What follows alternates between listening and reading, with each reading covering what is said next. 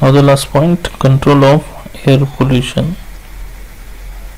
In the initial two videos we had discussed what are the causes of air pollution, second in what are the effects on human health and environment, and now the third we are going to discuss control of air pollution, means how we can control the air pollution.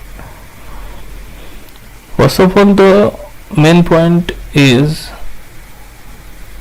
if we increase the awareness regarding the air pollution, definitely it is going to help to reduce the air pollution.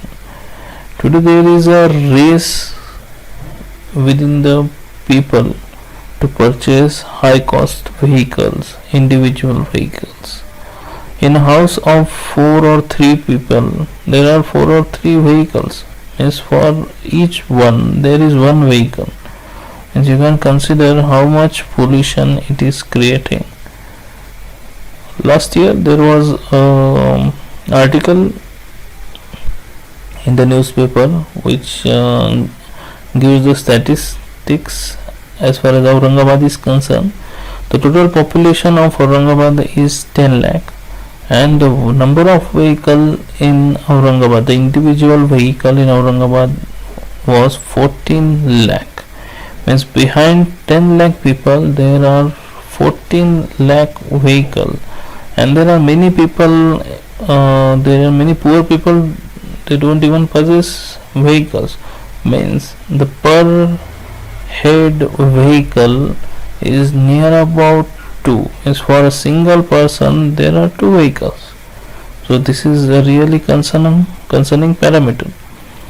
Mr. Kejriwal, the Chief Minister of Delhi, has implemented one rule, odd and even. Means on odd date odd numbers car will be on road, and on even dates even number car will be on roads. The idea was good, no doubt, but what people do, if a person is having a odd number car, he purchase a car and take a number plate of even number. Means the scenario is same, so the outcome is what? Nothing. Okay, so let it be. So we'll go with first point, minimize the use of fossil fuel powered automobiles. Definitely it means what? We have to go with electrical vehicles. In this image you can see electrical vehicle is charging. Now we had discussed about electrical vehicles, and this is the future of automobile industries, definitely. But right now the vehicles which are running are totally based on petrol or diesel. So we can reduce, if we can able to reduce the vehicles which are running on fossil fuel, definitely we are able to reduce the pollution.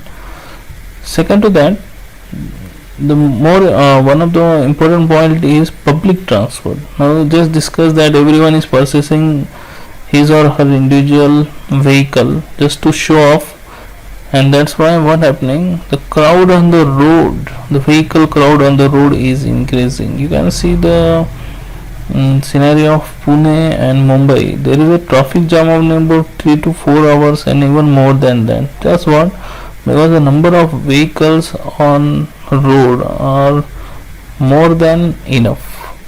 Yes, we are quite wealthy enough to purchase vehicle, that's fine, but is it necessary? That should be the question one should ask while purchasing the vehicle. Okay. Okay, one solution is you can ride the bicycle. That is not a feasible solution, but in many big colleges, in campuses, and even in IITs, the vehicles are not allowed. Whenever you have to roam around the campus, you have to either go by your foot, or you can take the bicycle over there. There is a stand where many bicycles are there. You can take one and go to your destination, and then put that bicycle over there. So these are the feasible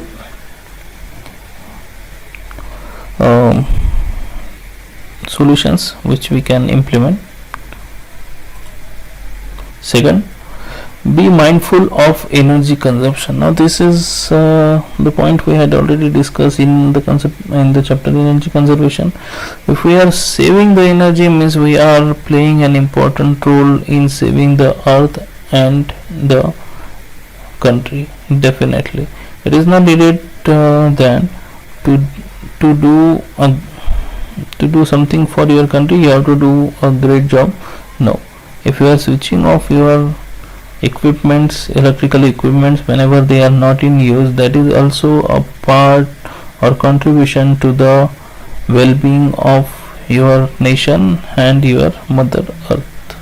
Because definitely we had already discussed, near about 60% of the energy we create is from thermal power plant. Definitely if you are consuming or you are wasting the energy, then then coal has to be burned to produce that much energy. Fine. Next, become an advocate for clean energy. Now this is our total chapter number 2, that we have to use solar energy, wind energy and geothermal and all non-conventional energy sources. We should depend on the non-conventional energy sources more and more. If this is the case, definitely that will miss what we can say, a second option for thermal power plant we have to look. And we don't want to rely totally on the thermal power plant. If we can switch our energy production from thermal power plant to non-conventional power plant, definitely it is going to reduce the air pollution. Okay. And last point, recycling. Now this is a debate point, that how many things you can recycle and how it will reduce air pollution. But mind well, yes, recycling can reduce the air pollution, because there are many things which we can recycle, and recycling means you don't have to purchase it again, and if you don't purchase it again, it will not going to get manufactured in the industries, and definitely the industrial pollution level will decrease, and that matters a lot. So directly or indirectly you are reducing the air pollution by recycling the things. Okay.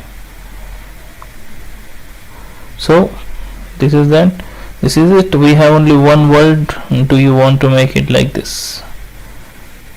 Mask, right? Recently the masks are quite popular. Everyone is wearing masks, and that is good for your well-being. Okay. Thank you. Stay safe. Stay home.